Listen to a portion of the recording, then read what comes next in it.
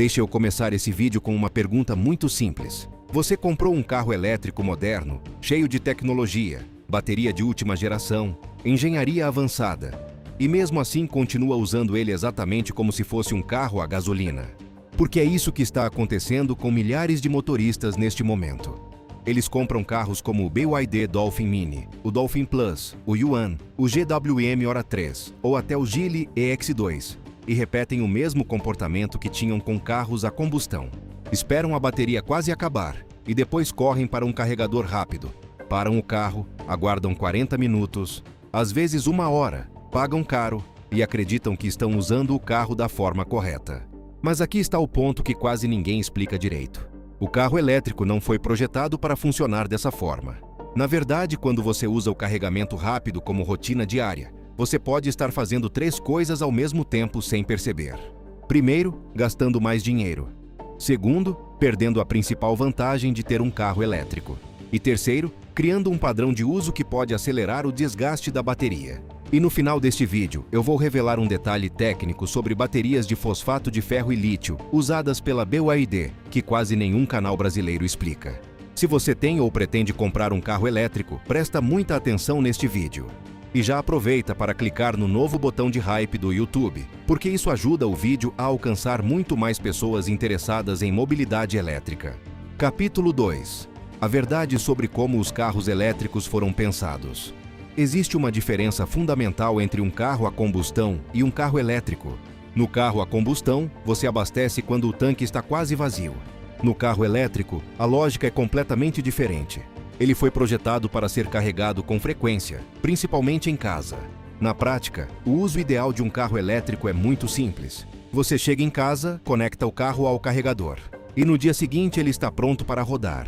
Sem fila, sem deslocamento até posto, sem precisar parar no meio da rotina. Isso acontece porque a maioria das pessoas percorre uma distância diária relativamente previsível. Trabalho, supermercado, compromissos do dia a dia. E essa energia consumida durante o dia pode ser facilmente reposta durante a noite. Ou seja, o carro elétrico foi pensado para funcionar quase como um eletrodoméstico. Ele fica conectado enquanto você dorme e no dia seguinte está pronto. Mas quando o motorista ignora essa lógica e passa a depender apenas de carregadores rápidos, ele transforma o carro elétrico em algo muito menos conveniente. Capítulo 3. O custo escondido do carregamento rápido. Agora vamos falar de dinheiro. Porque esse é um ponto que muita gente descobre tarde demais. Carregadores rápidos são extremamente úteis em viagens longas. Eles permitem recuperar grande parte da carga da bateria em poucos minutos. Mas essa velocidade tem um preço. Na maioria dos casos, o custo por energia em carregadores rápidos é muito mais alto do que carregar em casa. Dependendo da região e da operadora de carregamento, o valor pode ser 2 ou até 3 vezes maior. E existe outro detalhe que pouca gente calcula. Para usar um carregador rápido, você precisa dirigir até ele, esperar o carro carregar. E muitas vezes, ainda pagar taxas extras se o carro permanecer conectado depois que o carregamento termina. Ou seja, você gasta mais dinheiro, gasta mais tempo e ainda cria dependência de infraestrutura externa. Enquanto isso, quem carrega em casa simplesmente conecta o carro à noite e esquece do assunto. Capítulo 4. O que torna as baterias LFP diferentes. Agora vamos entrar em uma parte técnica muito importante. Muitos carros elétricos vendidos no Brasil utilizam baterias de fosfato de ferro e lítio. Essa tecnologia ficou muito conhecida por causa da BYD e da chamada Blade Battery. Modelos como Dolphin Mini, Dolphin Plus e Yuan utilizam essa química. O GWM Ora 3 e o Geely EX2 também utilizam baterias dessa família. E essas baterias possuem características muito interessantes. Primeiro, elas são extremamente estáveis. Possuem vida útil muito longa em comparação com várias químicas antigas de baterias de íons de lítio. Mas existe um detalhe que confunde muita gente. Durante anos, muitos especialistas diziam que carregar a bateria até 100% com frequência poderia reduzir a vida útil. Isso era verdade para algumas químicas antigas. Mas nas baterias de fosfato de ferro e lítio, a história é diferente.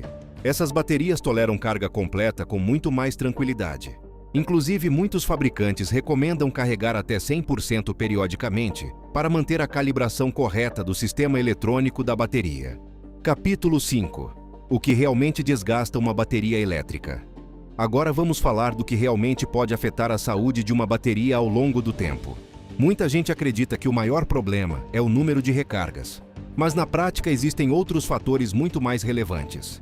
Por exemplo, descarga profunda frequente, ou seja, deixar a bateria chegar a níveis muito baixos repetidamente. Outro fator é manter a bateria completamente cheia por períodos muito longos sem utilização. Mas um dos fatores mais importantes é o calor. Carregamentos muito rápidos geram mais calor dentro da bateria. Isso acontece porque grandes quantidades de energia entram no sistema em pouco tempo. Por isso, o carregamento rápido é excelente para viagens, mas não foi projetado para ser a principal forma de carregamento diário. Para o uso cotidiano, o carregamento mais lento e constante costuma ser muito mais saudável para a bateria. Capítulo 6. O que realmente acontece dentro da bateria durante o carregamento? Agora vamos esclarecer um ponto técnico que gera muita confusão na internet. Os carros elétricos possuem um sistema chamado gerenciamento da bateria. Esse sistema monitora constantemente milhares de dados internos: temperatura, tensão e estado de carga, equilíbrio entre células. Durante o carregamento, principalmente quando a bateria se aproxima da carga máxima, o sistema começa a fazer pequenos ajustes entre diferentes grupos de células. Esse processo é chamado de balanceamento. Ele garante que todas as células permaneçam com níveis de carga muito próximos umas das outras. Esse equilíbrio é fundamental para manter a bateria saudável ao longo do tempo. Mas existe um detalhe importante. Quando o carro atinge o limite de carga que você programou, como 80% ou 100%, o carregamento é interrompido automaticamente pelo próprio veículo. Mesmo que o cabo continue conectado, não entra mais energia. O carregador simplesmente fica em modo de espera. Ou seja, deixar o carro conectado não significa que ele continuará carregando indefinidamente. Significa apenas que ele está pronto para iniciar um novo ciclo de carregamento quando necessário. Capítulo 7. Quanto tempo realmente dura uma bateria moderna? Existe muito medo em relação ao custo de substituir uma bateria de carro elétrico. Mas os dados reais de uso mostram algo interessante. As baterias modernas têm apresentado durabilidade muito maior do que muita gente imaginava alguns anos atrás.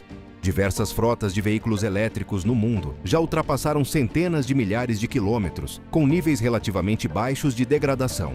No caso das baterias de fosfato de ferro e lítio, esse potencial pode ser ainda maior.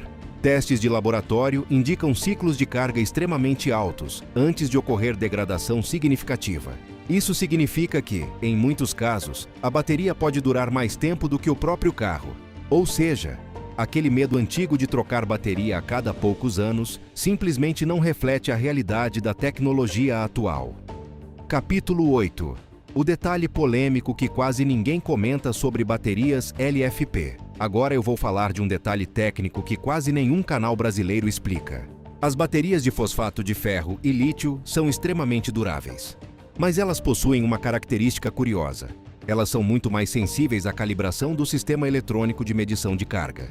Isso significa que o indicador de bateria no painel pode ficar menos preciso se o carro nunca for carregado até 100%. Por isso, muitos fabricantes recomendam fazer uma carga completa periodicamente.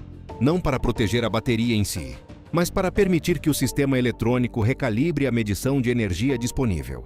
Quando isso não acontece por longos períodos, alguns motoristas podem perceber mudanças no cálculo de autonomia.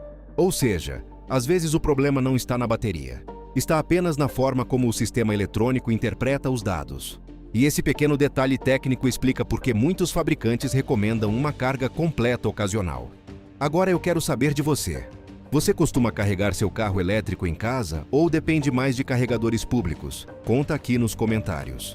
E se esse vídeo trouxe alguma informação nova para você, não esquece de curtir o vídeo, se inscrever no canal, clicar no botão de hype do YouTube e dar uma olhada também no link de afiliados na descrição, porque pode ter uma solução interessante para quem está pensando em instalar carregador residencial. Nos vemos no próximo vídeo do Artifícios Automotivos.